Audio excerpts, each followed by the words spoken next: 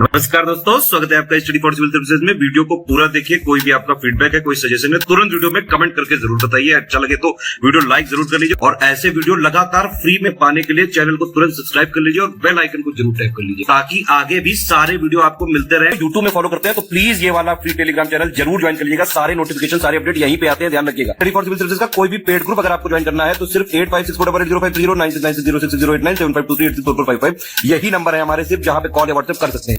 Instagram पे हमारा page जरूर फॉलो कर लीजिएगा, स्टडी फॉर सिविल .सर्विसेज है।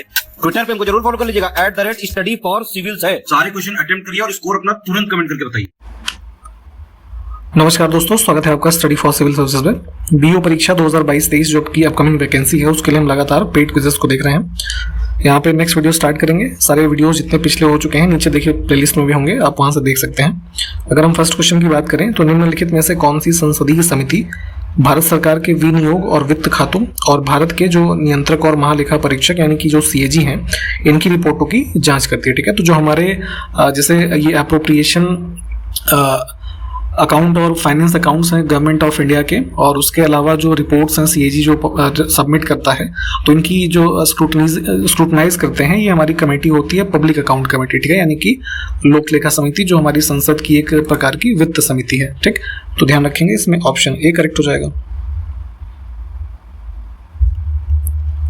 निम्नलिखित में से कौन सी संसदीय समिति राज्यसभा के किसी भी सदस्य को नहीं लेती है। ठीक है, तो देखिए हमारी एक और फाइनेंशियल कमेटी जो प्राक्कलन समिति यानी कि एस्टिमेट कमेटी है, ये बेसिकली इसमें सबसे बड़ी समिति होती है। इसमें 30 सदस्य होते हैं। ठीक है, 30 मेंबर्स, और जो कि सिर्फ और सिर्फ कहाँ से लिए जाते हैं, लोकसभा से। ठीक, तो यहाँ पे राज्यसभा का प्रतिनिधित्व जो है वो नहीं है। नेक्स्ट है कि संसद की निम्नलिखित में से कौन सी समिति वित्तीय समिति है। ठीक है, तो यहाँ पे हम बात करें किसकी, फाइनेंशियल कमिटीज की। तो अभी हमने बताया आपको public account committee, estimate committee यानी प्राक्कलन समिति, और जो सार्वजनिक उपक्रमों की समिति है आपका ये कमेटी ऑन पब्लिक अंडरटेकिंग्स। तो तीनों ही तो हैं ये, तो हम इसमें डी ऑप्शन को चूज करेंगे। अगला देखिए, सर्वोच्च न्यायालय के न्यायाधीश के रूप में नियुक्त व्यक्ति को अपने कार्यालय में प्रवेश करने से पहले निम्नलिखित में से किसके सामने जो है कह लीजिए एक शपथ या प्रतिज्ञान करना और सदस्यता लेना होता है। तो बेसिकली बात यही हो रही है कि जो सुप्रीम कोर्ट के जज नियुक्त होते हैं लोग, तो उनको किससे शपथ लेनी होती है, तो उनको शपथ दिलवाते हैं भारत के राष्ट्रपति। ठीक, बी ऑप्शन करेक्ट हो जाएगा।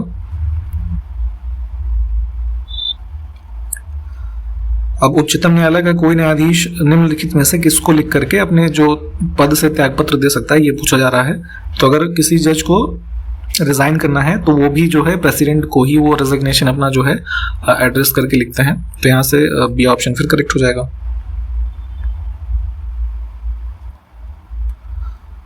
भारत का सर्वोच्च न्यायालय यानी कि सुप्रीम कोर्ट जो है वो कब से अस्तित्व में आया है ये बताना है। ठीक है, तो देखिए गवर्नमेंट ऑफ इंडिया एक्ट जो आया था 1935 का, उसके तहत वहां पे उन्होंने ब्रिटिशर्स ने एक फेडरल कोर्ट की स्थापना की थी। तो वही जो है यहाँ पे इंडिया में कह लिया सुप्रीम कोर्ट उसी का सक्सेसर है, और इसको जो इस्टेब्लिशमेंट की डेट है सुप्रीम कोर्ट ऑफ इंडिया के रूप में ये 28 जनवरी 1950 से है। ठीक, तो यहाँ से बी ऑप्शन करेक्ट होगा। सर्वोच्च न्यायालय का मुख्य न्यायाधीश यानी कि चीफ जस्टिस बनने के लिए उच्च न्यायालय में कितने वर्षों का कार्य अनुभव आवश्यक है। ठीक है, तो देखिए यहाँ पे बात हो रही है किसकी, chief justice of supreme court बनने की। तो ऐसे कंडीशन में आपके पास मान लीजिए जैसे आप भारत के नागरिक तो होने चाहिए, उसके अलावा आपको हाई कोर्ट्स में जो है कुल 10 वर्षों की जो है वकालत का अनुभव होगा।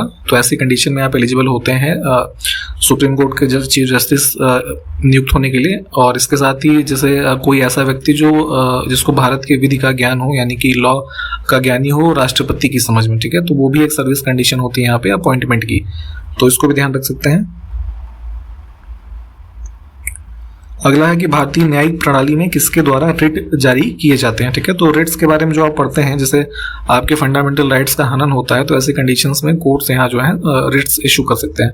तो रिट इशू करने की पावर है हमारा देखिए सर्वोच्च न्यायालय यानी हाई कोर्ट, सुप्रीम कोर्ट, और उच्च न्यायालय यानी कि हाई कोर्ट।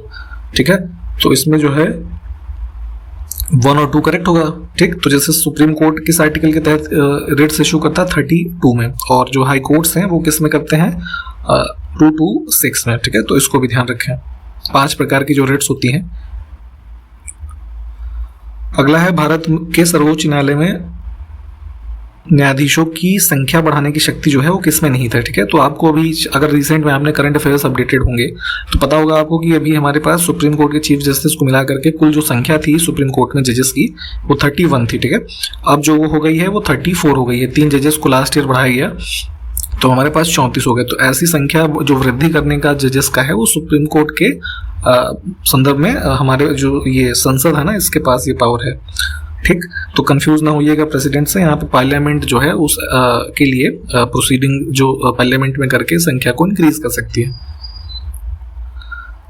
निम्नलिखित में से क्या भारत के सर्वोच्च न्यायालय के अधिकार क्षेत्र यानी कि जो ज्यूरिसडिक्शन होता है उसमें शामिल नहीं है, ठीक।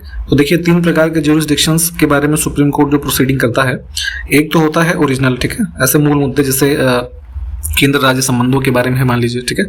दूसरा है अपील, किसी मामले में अगर आप अपील करते हैं सुप्रीम कोर्ट में तो दूसरे मामले ऐसे हैं, ठीक। तीसरा होता है एडवाइजरी ज्यूरिसडिक्शन, जिसमें प्रेसिडेंट के द्वारा अगर मान लीजिए कोई एडवाइस मांगी जाती है किसी मामले में आर्टिकल 143 के तहत तो ये होता है एडवाइजरी ज्यूरिसडिक्शन। यहाँ पे सुप्रीम कोर्ट जो है अपना राय उनको लॉ के संदर्भ में देता है, ठीक। फाइनेंशियल टाइप की कोई जो ज्यूरिसडिक्शन ऐसा सुप्रीम कोर्ट के पास नहीं है, ठीक है। संविधान के किस अनुच्छेद के अनुसार सेवानिवृत्त होने के पश्चात सर्वोच्च न्यायालय के न्यायाधीश किसी भी न्यायालय में वकालत नहीं कर सकते, ठीक है। तो देखिए जैसे 65 इयर्स की एज होती है सुप्रीम कोर्ट के जजेस के लिए रिटायरमेंट की, ठीक है। तो उसके बाद जो है वो कहीं पे प्रैक्टिस अपना जो लॉ का ये मतलब कह लीजिए उनका प्रोफेशन है वो कहीं वकालत किसी भी न्यायालय में नहीं कर सकते। तो ऐसा प्रावधान हमारा किया गया है आर्टिकल 124 सब क्लॉज 7 में, ठीक। भारत में जनहित याचिका यानी कि जो पब्लिक इंटरेस्ट लिटिगेशन PIL, ठीक है, इसका जो कॉन्सेप्ट है इसका संबंध किससे है ये पूछा जा रहा है। तो ये बेसिकली दिखाता है कि हमारा जो न्यायिक तंत्र है वो सक्रिय है, ठीक है, जुडिशियल एक्टिविज्म का पार्ट है ये। देखिए होता क्या था कि जो है जैसे आज़ादी मतलब ऐसे आज़ादी नहीं मतलब इमरजेंसी का जो टाइम पीरियड मान लीजिए 1975 का अगर हम देखें तो वहाँ पर क्या होता था कि जैसे कोई भी अगर मान लीजिए कोई पीड़ित पक्ष है तो वही अपना जो है न्यायालयों के पास जाता था ताकि उसकी जो है समस्या को सुना जा सके। तो वहाँ पे जस्टिस PN भगवती और ये जस्टिस VR कृष्ण अय्यर थे। तो इन दोनों को जो है ये PIL को इंट्रोड्यूस करने का प्रणेता माना जाता है भारत में, ठीक है। अमेरिकन कॉन्सेप्ट था ये PIL, जो ये कॉन्सेप्ट है अमेरिका US में इसका जो है कह लीजिए उत्पत्ति है।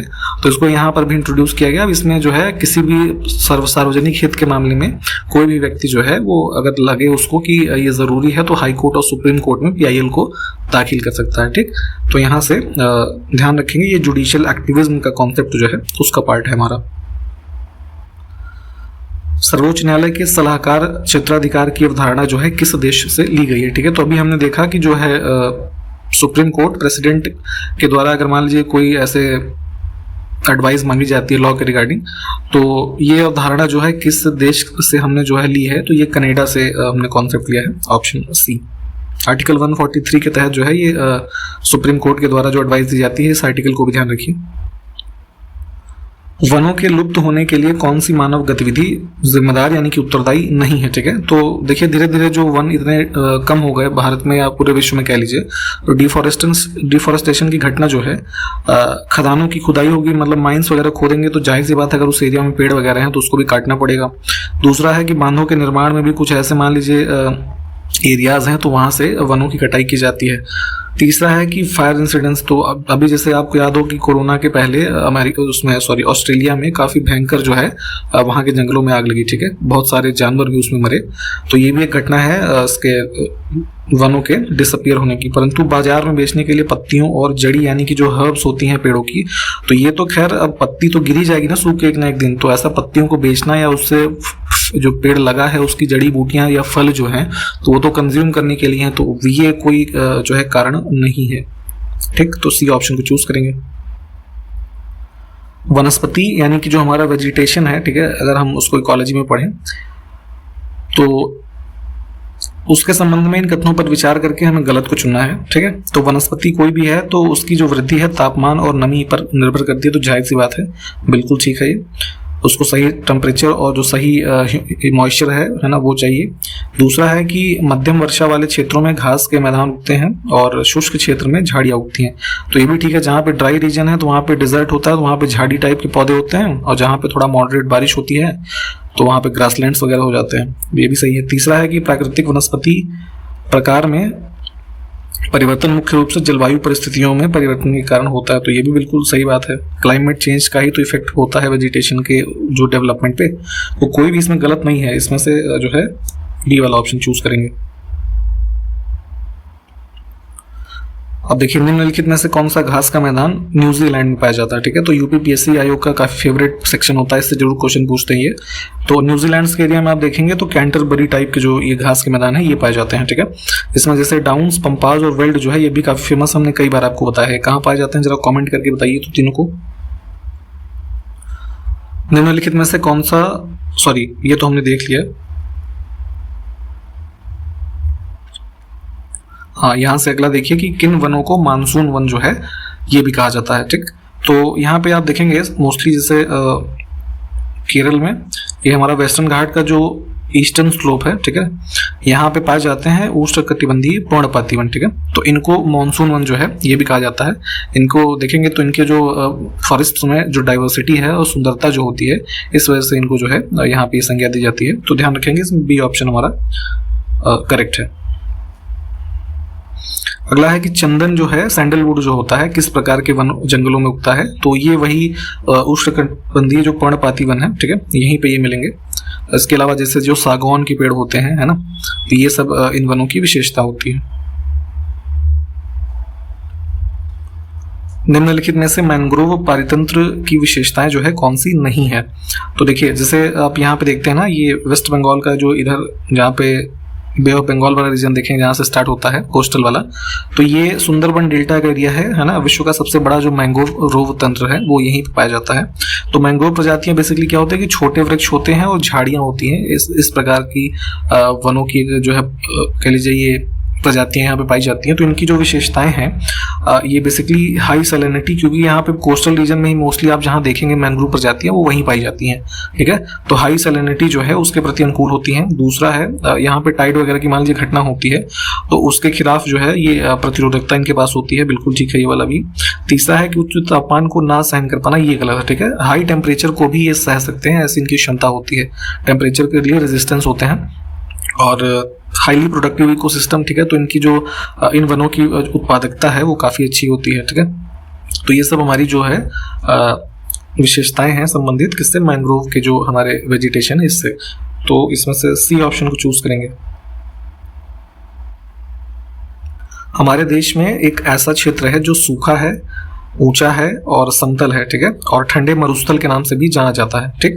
तो जाहिर सी बात है ठंडे मरुस्थल यानी कि जो कोल्ड डेजर्ट के पार्ट बनते हैं वो हमारे हिमालय वाले रीजन के क्षेत्र होंगे, ठीक।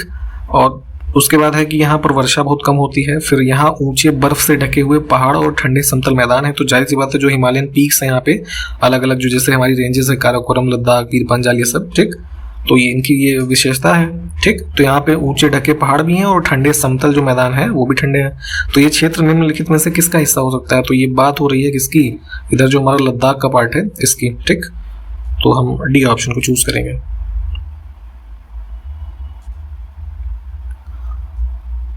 अगला है कि निम्नलिखित में से भौतिक परिवर्तन का उदाहरण कौन सा है, ठीक है, फिजिकल चेंज। तो देखिए पानी को उबालेंगे तो ठीक है वो जो है इवेपोरेट हो जाएगा, ठीक, हो जाएगा धीरे धीरे, तो ये हमारा फिजिकल चेंज होगा। बाकी के ऑप्शंस में देखेंगे तो ये सब केमिकल चेंज के एग्जांपल्स हैं हमारे। अब यहाँ पे रासायनिक परिवर्तन का उदाहरण हमको बताना है, ठीक है। तो इसमें जो लोहा मान लीजिए खुले स्थान में कहीं कोई पीस ऑफ आयरन रख दिया आपने, तो उसमें धीरे धीरे क्या होता है, ऑक्सीडेशन हो जाता है, उस पर जंग लगने लगता है, ठीक है। तो जंग की वजह से उसका क्षरण यानी कि कोरोजन हो जाता है, ठीक। तो यहाँ से ये जो हमारा है केमिकल चेंज का जो है एक एग्जाम्पल होता है। बाकी के सब देखिए फिजिकल चेंजेस के हैं। द्रव की किस अवस्था में अणुओं के मध्य अंतर आणविक बल जो है सबसे प्रबल होता है, ठीक है, यानी कि जो इंटरमॉलिक्यूलर फोर्स है वो किस हमारे स्टेट ऑफ मैटर में जो है सबसे स्ट्रांग होता है। तो जाहिर सी बात है जो सबसे स्ट्रांग बॉडी होती है अगर हम देखें जो हमारे मैटर होते हैं वो सॉलिड होती है, ठीक है। तो इसमें जो हमारे ये यहाँ पे एटम्स हैं, ठीक है, तो ये सबसे मॉलिक्यूल सबसे ज़्यादा जो है क्लोजेस्ट फोर्स होता है इनके बीच में। उसके बाद देखेंगे सेकंड जो इससे कम होता है वो लिक्विड्स में होता है और सबसे कम जो है वो गैस में होता है। पृष्ठ तनाव तथा श्यानता का गुण द्रव्य के किस रूप में पाया जाता है, ठीक है। तो देखिए हमारे जो मैटर्स होते हैं, 3 मेजर फॉर्म उनके पड़ते हैं, गैस, सॉलिड और लिक्विड, ठीक। तो इनकी जो हमारी कह लीजिए कुछ प्रॉपर्टीज हैं कि उसमें देखिए अब जैसे यहाँ पे सरफेस टेंशन और श्यानता है ना, इन दो की बात हो रही है, विस्कोसिटी की। तो ये होता है लिक्विड का। जैसे हनी के बारे में कई बार आपसे क्वेश्चन पूछा जाता है ना कि जो गाढ़ापन बेसिकली वाला कॉन्सेप्ट है, विस्कोसिटी वही होती है, ठीक है। और जैसे पानी के सरफेस पे हम सरफेस टेंशन वगैरह के बारे में पढ़ते हैं, तो ये सब कॉन्सेप्ट जैसे ये दो हो गए ना, सरफेस टेंशन और विस्कोसिटी। इसके अलावा जैसे आपका केशिकत्व होता है, ठीक है, कैपिलरी एक्शन, ये सब हमारे लिक्विड के जो है प्रॉपर्टी हैं। गैस में पाई जाती है जो एटमॉस्फेरिक प्रेशर की प्रॉपर्टी, और सॉलिड की अगर हम बात करें तो यहाँ पे प्रत्यास्थता जो होती है ना, वो पाया जाता है। ISFR यानी कि India state of forest report 2021 के अनुसार निम्नलिखित में से किस प्रकार के वन जलवायु परिवर्तन के प्रति अत्यंत संवेदनशील है, ठीक है। तो भारत में जो ये तीनों प्रकार के वन पाए जाते हैं, तो 2021 का जो हमारा ये स्टेट ऑफ फॉरेस्ट रिपोर्ट है, इसके साथ मतलब इसके जो आंकड़ों के अनुसार यहाँ पे ये बताया गया है कि जो है क्लाइमेट चेंज से ये हाईली जो है प्रभावित हो सकते हैं। तो ध्यान रखेंगे तीनों के नाम, हमारा D option all of the above correct होगा। भारत का कुल वन और वृक्षों से भरा क्षेत्र कितने मिलियन हेक्टेयर है, जो देश के कुल भौगोलिक क्षेत्रफल का 24.62% है। तो ये पिछले वीडियो में भी हमने आपको पूरा ये एरिया बताया था। ये जो है अराउंड 80.9 मिलियन हेक्टेयर एरिया जो है ये हमारा कवर करता है 24.62% एरिया, ठीक।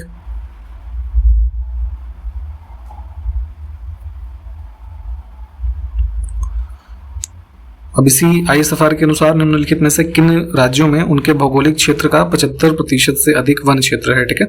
तो हमने पहले भी देखा है कि जैसे सबसे ज्यादा अगर हम एरिया की बात करें फॉरेस्ट में तो मिजोरम में था। तो उसी क्रम में अगर हम 75% से ऊपर की बात करें उनके स्टेट के टोटल एरिया के रेफरेंस में, तो मिजोरम, अरुणाचल प्रदेश, मेघालय, ठीक है, इन तीनों में है, ठीक। नागालैंड में नहीं है। 1, 2, 3 करेक्ट हो जाएगा।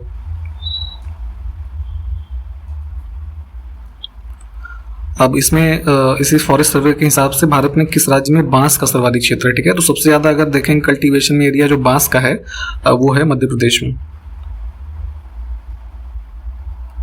नीचे दी गई विशेषताओं से वनस्पति की पहचान करनी हमें। तो यह वनस्पति खारे पानी में जीवित रह सकती है। यह अंडमान निकोबार द्वीप समूह में स्थित है। सुंदरी इस वनस्पति के वृक्षों की एक प्रसिद्ध प्रजाति है, ठीक है। तो पिछले हमने उसमें देखा है पार्ट में भी कि जो है यहाँ पे ये सब मैंग्रोव वनस्पति की जो है कैरेक्टरिस्टिक है, ठीक है। सुंदरी जो है ये जो छोटे छोटे ऐसे पेड़ होते हैं उनको बोला जाता है। अंडमान निकोबार में पाए जाते हैं, सुंदरबन, बे ऑफ बंगाल में पाए जाते हैं। इधर गुजरात के कोस्ट में आप देखेंगे तो ये हमारा जो मैंग्रोव वन होते हैं ये पाए जाते हैं, ठीक है। तो ये करेक्ट है इसमें से सी वाला।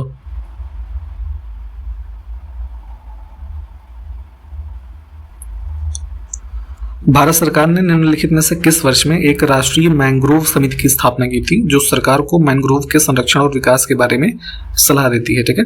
तो मैंग्रोव समिति की स्थापना हुई थी 1976 में।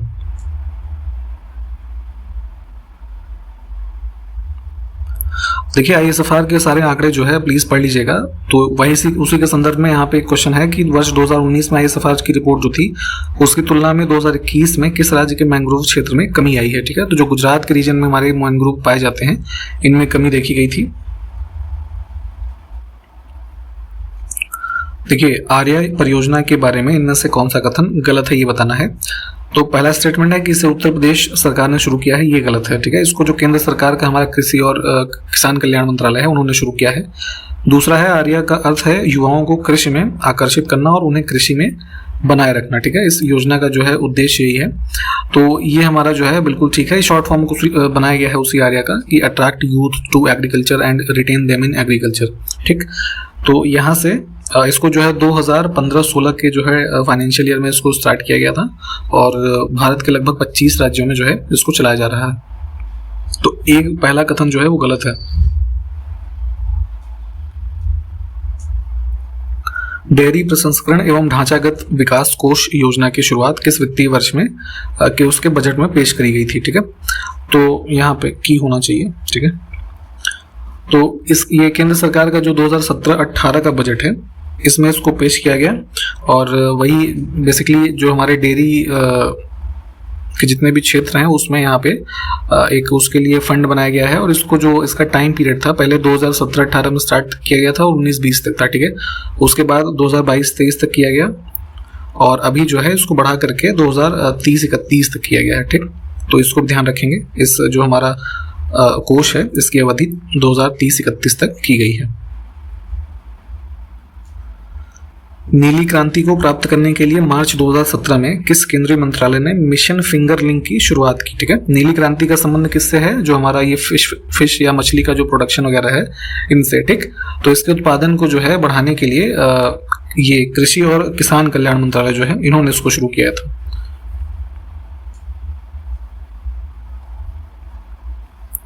एक जिला एक उत्पाद कार्यक्रम के बारे में कौन सा कथन जो है सही है या फिर है? ठीक, तो उत्तर प्रदेश सरकार के द्वारा 2017 में इसको लॉन्च किया गया था, तो ये गलत है। 2018 में इसको शुरू किया गया था।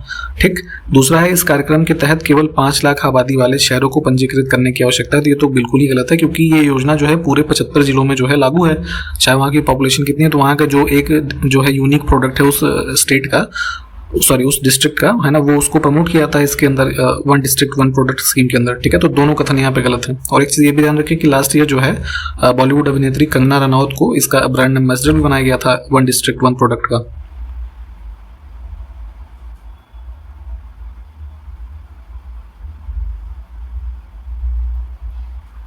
गांवों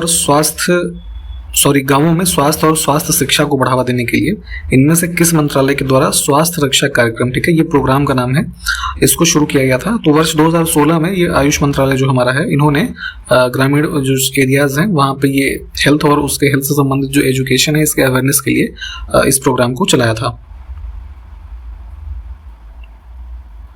मिशन मधुमेह 28 अक्टूबर 2016 को पहले राष्ट्रीय आयुर्वेद दिवस के अवसर पर शुरू किया गया। तो पहले ये ध्यान रखिएगा कि राष्ट्रीय आयुर्वेद दिवस जो मनाया जाता है, ठीक है, इसको 2016 से मनाया जा रहा है पहली बार। तो अब राष्ट्रीय आयुर्वेद दिवस जो है प्रत्येक वर्ष निम्नलिखित में से किस दिन मनाया जाता है? ठीक है, तो एक डायबिटीज के संबंध में मिशन मधुमेह चलाया गया था यहाँ पे। और अगर हम बात करें ये नेशनल आयुर्वेद डे, राष्ट्रीय आयुर्वेद दिवस की, तो प्रत्येक वर्ष जो दिवाली के पहले धनतेरस आता है, ठीक है, तो जो ये ऋषि धन्वंतरी थे, है ना, तो उन्हीं की कह लीजिए वो पुण्यतिथि के रूप में जो है ये डे होता है, तो इसको यहाँ पे ऑब्जर्व किया जाता है। ठीक, तो ध्यान रखेंगे ये ऑप्शन हमारा जो है ये करेक्ट होगा। राष्ट्रीय पशु रोग नियंत्रण कार्यक्रम देश में पशुधन के बीच किस रोग को नियंत्रित करने और मिटाने के लिए शुरू किया गया था? ठीक है, national animal disease control programme जो है इसको शुरू किया गया था आपका जो है सितंबर 2019 में। और ये जो पशुपालन और डेयरी मंत्रालय वाला जो मंत्रालय है, ठीक है, उसके द्वारा इसको शुरू किया गया। और बेसिकली इसमें टारगेट ये है कि देखिए जो फुट एंड माउथ डिजीज होती है जानवरों में और ब्रूसेलोसिस, ठीक, तो दोनों ही इसमें जो है संबंधित हैं। इसमें इसका टारगेट ये है कि 2025 तक जो है इन दोनों बीमारियों के संबंध में पशुधन का टीकाकरण करना है और 2030 तक है ना इसको पूरी तरीके से समाप्त करना है इस बीमारी को। ठीक, अगला है राष्ट्रीय बागवानी मिशन किस पंचवर्षीय योजना के जो है दौरान शुरू किया गया? ठीक है, तो इसको शुरू किया गया था 2005-6 के दौरान और उस टाइम पीरियड था हमारे 10वें 5 ईयर प्लान का। ठीक, प्रोडक्शन लिंक्ड इंसेंटिव योजना जिसे मार्च 2020 में लॉन्च किया गया था, इसने शुरुआत में 3 उद्योगों को लक्षित किया था, तो निम्न में से कौन सा उसमें से एक नहीं है? ठीक है, तो पीएलआई स्कीम के बारे में जो है पढ़ लीजिएगा, इसको अब तो और एक्सटेंड कर दिया गया। तो शुरू में जब इसको 2020 में लॉन्च किया गया तो वहाँ पे 3 सेक्टर हमारे थे। इसमें जो है देखिए इसमें कपड़ा उत्पाद जो है ये नहीं है, बाकी के 3 यहाँ पे दिए हुए हैं। ऑप्शन हम डी को चुनेंगे। इसके बारे में थोड़ा डिटेल में पढ़िएगा, इंपॉर्टेंट स्कीम है ये। भारतनेट परियोजना के बारे में गलत कथन को चुनना है, तो इसमें तीसरा कथन हमारा गलत होगा। इस परियोजना के तीसरे चरण की अवधि 2019 से 22 तक लिखा हुआ है, परंतु ये गलत है। ठीक है, अब तीसरा फेज जो है 2019 से लेकर के 2023 तक है। ठीक, शुरू के 2 चरण जो है उनका टाइम पीरियड जरा आप कमेंट करके बताइए हमें।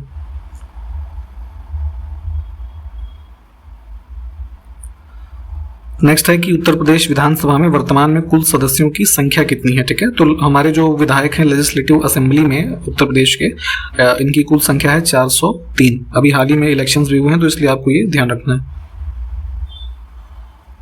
कानपुर मंडल में 6 जिले शामिल हैं, निम्न में से कौन सा उनमें से एक नहीं है, ठीक है। तो हमारे उत्तर प्रदेश के जितने भी जिले हैं 75, उनको अलग अलग मंडलों में डिवाइड किया गया, ठीक है। अच्छा, तो ऐसे कितने हमारे जो ये डिवीजन है मंडल, उनकी संख्या एक तो आप हमको कमेंट करके बताइए। दूसरा, यहाँ पे कानपुर में शामिल नहीं है हमीरपुर, ठीक, इसको चुनेंगे हम। हमीरपुर किस मंडल में आता है ये बताइए आप, 2 क्वेश्चन यहाँ से बताइए। औरैया, कन्नौज, फर्रुखाबाद, इसके अलावा जो है इटावा, कानपुर देहात और कानपुर नगर, ठीक है, ये सब जो है कानपुर मंडल में शामिल हैं। देखिए, मुक्तिनगर, राड़साड़, सीढ़ी नगर, घाट नगर, ये किस शहर के उपनाम है, ठीक है।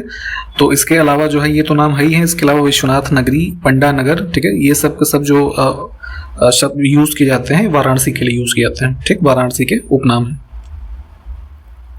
अगला है कि केंद्रीय बकरी अनुसंधान संस्थान जो है कहाँ पर स्थित है, सेंट्रल गोट रिसर्च इंस्टीट्यूट।